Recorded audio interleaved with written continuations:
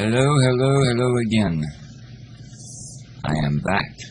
That is right. After a short hiatus, I have returned to speaking the truth.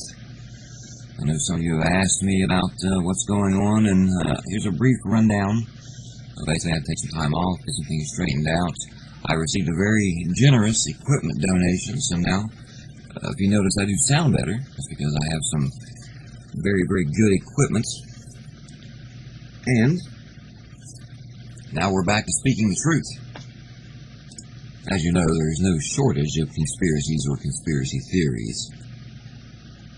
But this week, we're going to talk about something that potentially affects everyone. We are going to discuss GMOs, genetically modified organisms. Now, I'm sure a lot of you have heard about GMOs or have a general idea of what's going on. But we're going to wrap it all up, put it in a nice little package. I'll set it out there, and as usual, you be the judge. So let's start at the beginning. Right after World War II, we had a lot of surplus. We had surplus explosives, and we had surplus poison gas. At this time, there was no international law preventing the use of chemical weapons, so we had a surplus of these things. Now, there was a company that had already been around for 40, 50 years called Monsanto. So what Monsanto said was, well, we got all this leftover stuff from the war, explosives, chemicals. What should we do with it? I know. Let's put it on everyone's food. Oh, I'm not joking. The surplus explosives were converted into nitrate fertilizers, and the surplus chemical weapons were converted into herbicides, pesticides. So, what do we have? A very wealthy company with a lot of stuff and an idea to do with it. This sounds ridiculously crazy, because it is. And here's how they pulled it off. Well, actually, before we get into that, let me explain to you what a GMO is. A GMO is a plant, a food source plant, that has had its genetic code modified so that the plant will grow in a different way, behave in a different way. Something that is not natural, that could not happen naturally. Now, I'm not talking about a pear apple or a seedless watermelon or something like that. Those are more selective breeding than they are genetic engineering. And what I'm talking about is taking genes from one organism and forcing them into the DNA of another organism, creating an entirely new organism. Now, the obvious next question is why? And before I continue, I'm sure there's people out there that have the opinion that GMOs are a wonder of modern science and they help feed the hungry and they whatever. If you're one of those people, shut up. You have not been listening. You have been indoctrinated with the propaganda that you're constantly fed about this stuff. If you tell the same lie long enough and loud enough, eventually people will start to believe it. People will start to repeat it.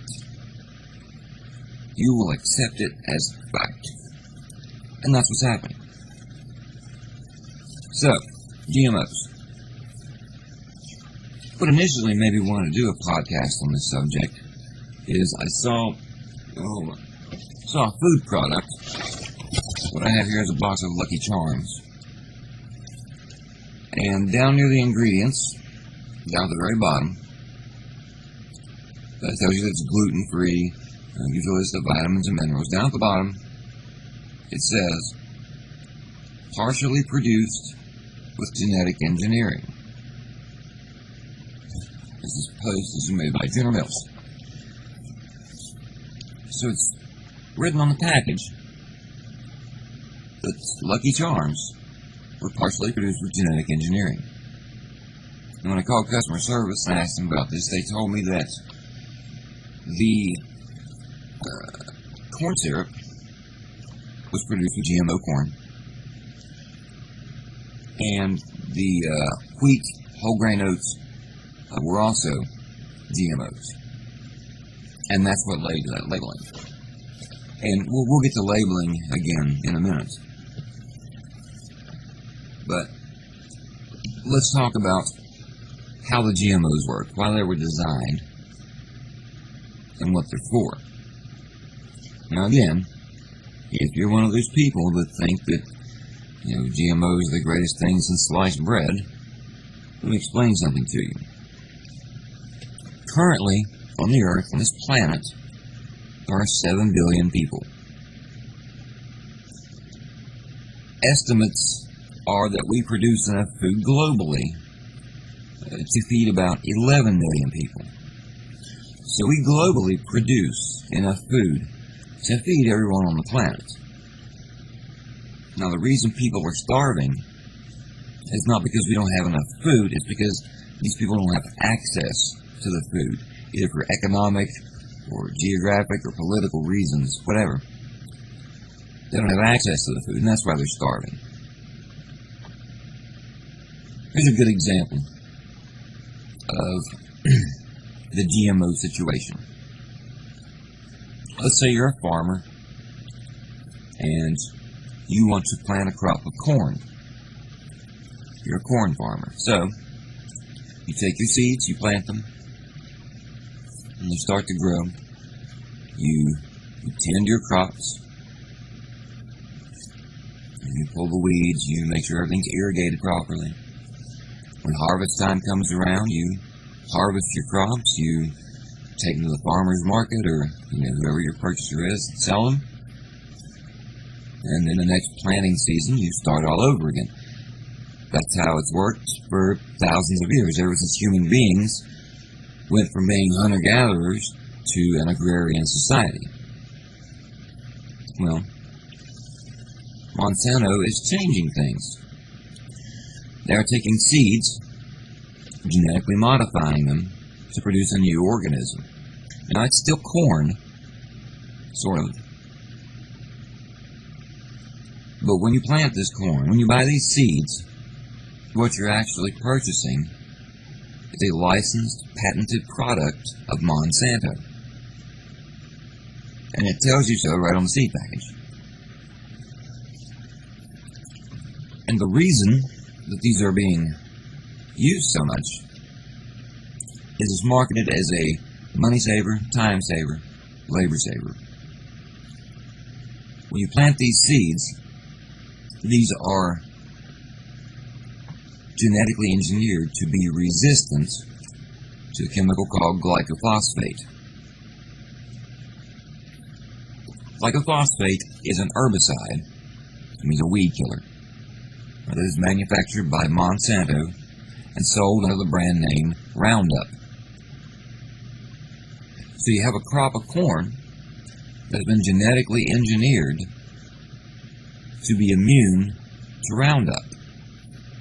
And then, of course, the same company will also sell you the Roundup that goes with it.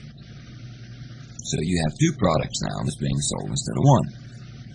So now, you're a farmer, you plant your corn, when it starts to grow, you can just drench everything with Roundup. And you don't have to worry about it because it's going to kill everything except the crop you planted. Sounds like a pretty sweet deal, doesn't it? Well, lots and lots of farmers also thought so. Now, when you don't have any weeds or any other plants or anything like that competing with your crop, obviously you get a greater yield. So you get more food out of the same area of land because of the situation with the GMOs and the GMO resistant, or the Roundup resistant crop. Now, the big question here is it safe? Well, naturally, Monsanto is going to tell you that it's safe because they're making a lot of money off of this. Let me read you a quote. This is from the FDA, the Food and Drug Administration. Statement of policy: foods derived from new plant varieties. Federal Register, Volume 57, number 104, page 229. This is, and I quote, ultimately, it is the food producer who is responsible for assuring safety. Makes sense. Now, let me read you another quote. This is from a gentleman named Philip Angel. And at the time of this quote, he was the Director of Corporate Communications for Monsanto. And this quote appeared in the New York Times Magazine, October 25th, 1998. Mr. Angel says, Monsanto should not have to vouch the safety of biotech food. Our interest is in selling as much of it as possible. Assuring its safety is the FDA's job. That's reassuring, isn't it? So you say, okay, Rob, well, we have the FDA to make sure we're not consuming anything unsafe. Right? Right. Trust the government, they will take care of you. Let me give you an example of this situation. There was a researcher, I can't remember her name, right off the top of my head. If anybody wants this information, by the way, contact me and I'll make sure you get it. She was a researcher from Monsanto, and she was responsible for preparing a report to be submitted to the FDA. Now, this report was concerning the use of artificial growth hormone in cattle. Of course, Monsanto produced this artificial growth hormone. So she prepared this report to be submitted to the FDA, and then she resigned at Monsanto. She then immediately got a job with the FDA, and her very first assignment upon being employed by the FDA was to review the report from Monsanto that she had written. Now, I don't have to tell you that report was accepted, but this is a great example of the conflict of interest that is happening between Monsanto and our government regulatory agencies. It's not just Monsanto either. I'm just using them for an example because they're probably the most popular, the most well-known of these companies. Now, since it was approved to use this artificial growth hormone in cattle, the decision was made that it was not necessary to label milk that came from these cows as coming from an animal that had been given artificial growth hormone. Now, this was fairly controversial, but the FDA decided that it wasn't necessary. That decision specifically fell to a man named Michael Taylor. Now, Michael Taylor, under the Obama administration, was appointed the Director of Food Safety. So he moved up in the world a little bit. Can you guess who Michael Taylor used to work for? That's right, Monsanto. Now, you may think this is a big coincidence. You'd be wrong.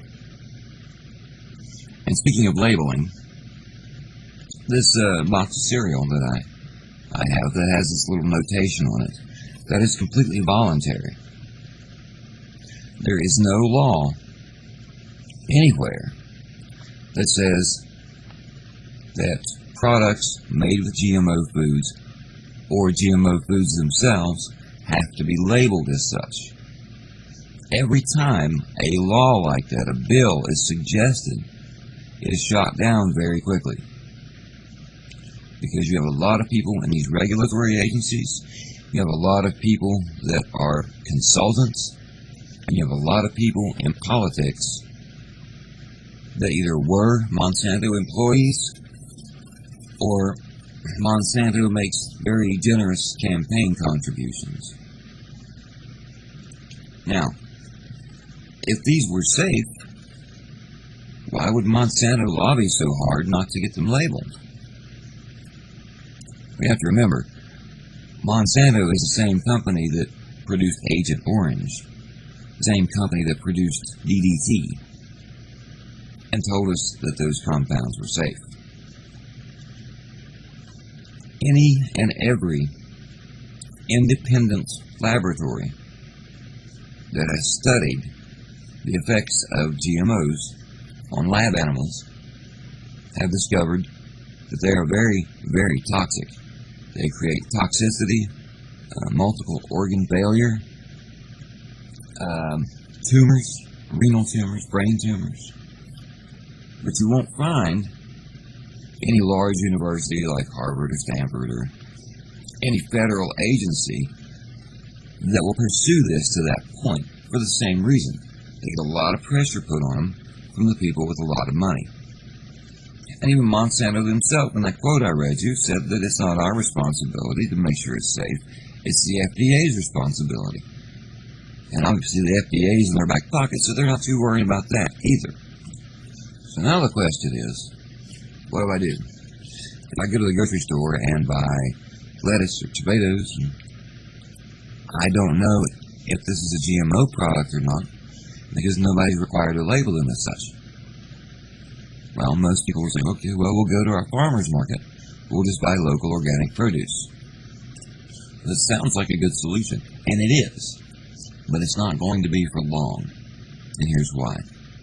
Say you have a farm that grows only natural food products, no GMOs, all natural food products. They sell at the farmer's market, which is where you can go to get your non-GMO food.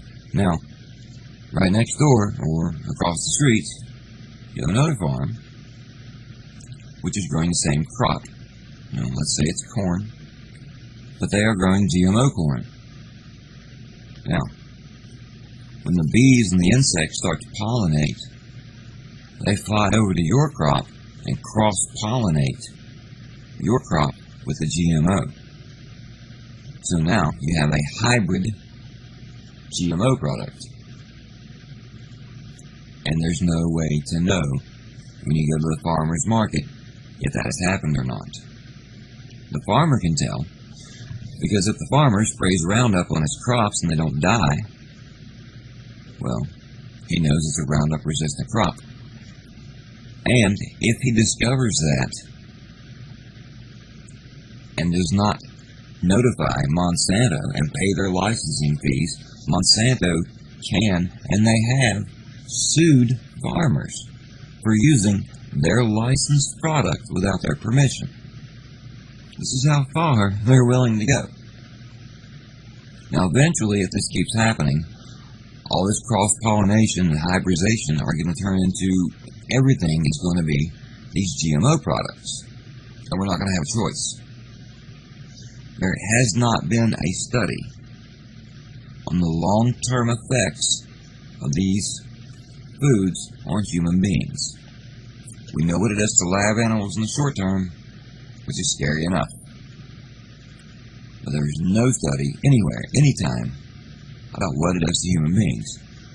But we have a good idea. Not good for you. At all.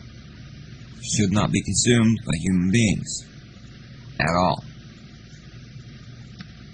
However, the powers that be are on Monsanto's side, and Monsanto is making a fortune off of this stuff.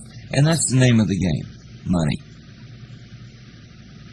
They're making a fortune off this stuff, and they do not care whether it kills you or not.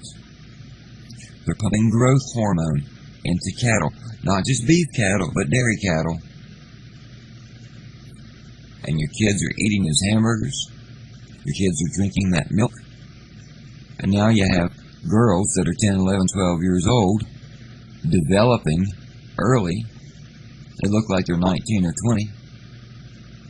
You have boys that are hitting growth spurts like have never been seen before. And later in life, they're developing health problems, pituitary problems, because of this growth hormone that they've been consuming most of their life. But that's okay, as long as Monsanto makes their money. That's all they're worried about. And it's working. So there really is no good way to avoid these foods for you and your family. The only option is grow your own vegetables. And not everybody has the time to tend a large garden, and it's going to have to be a large garden to feed your whole family. And to make sure that the food that you eat is safe. And this is the United States. We should not ever have to question or worry whether the food that we're eating is safe. It should not cross our minds. But it does. At least it does mine. And now that I've told you, it's going to cross your mind. And the only thing we can do is speak up. Let our voice be heard. You get to call your congressman, call your senator, do all those things. Is it going to do any good? I doubt it. Probably not. Look at big tobacco. Big tobacco for a long time was deemed to be safe. And it was only relatively recently that they came out and said, yeah, okay, it causes cancer, it causes health problems, all this other stuff. For years and years and years, no one would talk about it. And the same thing is happening here with these GMOs. And I'm afraid that by the time that it's out in the open as common knowledge, that these GMOs will have bred out all of the other natural food, and we're going to be stuck with something that we can't eat, we shouldn't eat. Well, those are my thoughts on the matter. Again, I want to thank you for listening. I apologize for being gone so long, but things are getting back on track, and you should be hearing from me once a week again.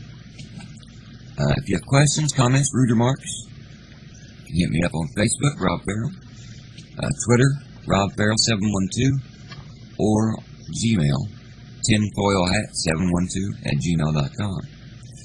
If you have a topic you would like me to speak about, feel free to suggest it. Well, I'm signing off now.